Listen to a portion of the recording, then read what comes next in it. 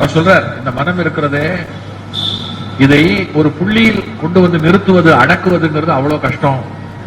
ஒரு விஷயத்தை நினைக்காதேன்னும் போதுதான் நிறைய நினைக்கும். இது ஆடிக்கொண்டே இருப்பது. அதனாலதான் இதுக்கு பேர் காட்டாறுன்னு பேரு, இதுக்கு புறவின்னு பேரு, இதுக்கு குரங்குன்னு பேரு. ஆனா வணக்கம் தியானம்ங்கிறது இருக்கு இல்லையா, எதையும் நினைக்காம மனசை ஒரு புள்ளியில நிறுத்துறதுன்னு பேரு. ஒரு வினாடி அந்த மனசை குவிய செய்து வணங்குவதற்கு பேர் தான் பக்தி. ஆனா அது எவ்வளவு கஷ்டம் தெரியுமா பிராக்டிகலா வாழ்க்கையில. அப்போ அந்த கஷ்டத்தில் இருக்கிற ஒருத்தன் இருக்கான்ல, அவனுக்கே தெரியாம ஒரு பயிற்சி கொடுக்கிறோம். எப்படின்னா, இப்ப ஒரு கோயிலுக்குள்ள வரோம், கோபுரத்தை பார்த்த உடனே ஒரு நமஸ்காரம்.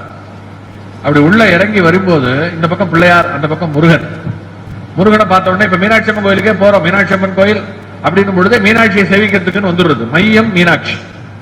ஆனா நம்ம மீனாட்சியை மட்டுமா சேவிக்கிறோம்? உள்ள அப்படி நுழைஞ்ச உடனே இந்த பக்கம் விபூதி பிள்ளையார், இந்த பக்கம் அப்படி திரும்பினா காசி விஸ்வநாதர், அப்படி கொஞ்சம் கடந்தா இந்த பக்கம் முருகன், அந்த பக்கம் அப்படி தாண்டி அப்படி உள்ள இப்படி போய் திரும்பினாக்கா இந்த பக்கம் சூரியன், இந்த பக்கம் சந்திரன், அப்படியே இந்த பக்கம் போனாக்கா சரஸ்வதி உட்கார்ந்துட்டு இருக்கா, சப்தகன்னி உட்கார்ந்துட்டு இருக்கா, இந்த பக்கம் சவுத்துல அப்படி குரு உட்கார்ந்துட்டு இருக்கார்.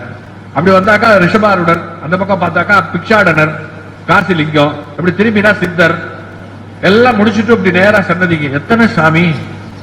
ஆனா நம்ம என்னன்னு சொல்லிட்டு வந்தோம், மீனாட்சி சேவிக்க போறேன், சுந்தரேஸ்வர சேவிக்க போறேன் அப்படின்னு சொல்லிட்டு தானே வந்தோம். ஆனா எத்தனை சுவாமி!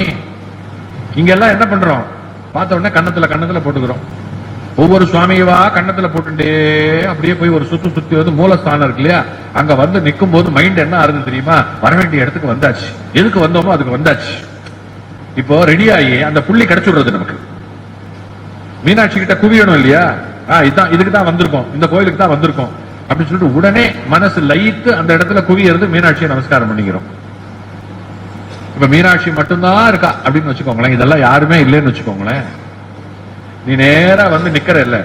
அப்போ இந்த குவிதல் இருக்கு இல்லையா, இது அவ்வளவு சுலபத்தில் நிகழாது. அதத்தான் சொல்ற, ஒரு ஞானி நினைத்த மாத்திரத்தில் ஒரு புள்ளிக்கு வந்துட முடியும், அவனுக்கு அது ஐடியல். ஆனா பிராக்டிக்கல்னு ஒண்ணு இருக்கு இல்லையா, நம்ம எல்லாம் பிராக்டிக்கல். அதனாலதான் நம்ம மதத்துல இத்தனை தெய்வங்கள், உபதெய்வங்கள். நம்மள அப்படியே அது என்ன பண்றது, அப்படியே கொண்டு வந்து மூலஸ்தானம் வந்த உடனே நமக்கு வந்து ஒரு இது வந்துடுறது. நம்ம மனதை உத்தேசம் செய்து, நம்ம மனதினுடைய தன்மையை உத்தேசித்து அதற்கேற்ப நம்முடைய வழிபாடுகள் வடிவமைக்கப்பட்டிருக்கின்றன. இதுக்கு அர்த்தம் தெரியாம என்னமோ பல சாமி அப்படின்னு சொல்லிட்டு நாம எல்லாம் வந்து, நான் ஒரு நாட்டியன் புரியாமல் பேசிக் கொண்டிருக்கிறான் அப்படின்னு.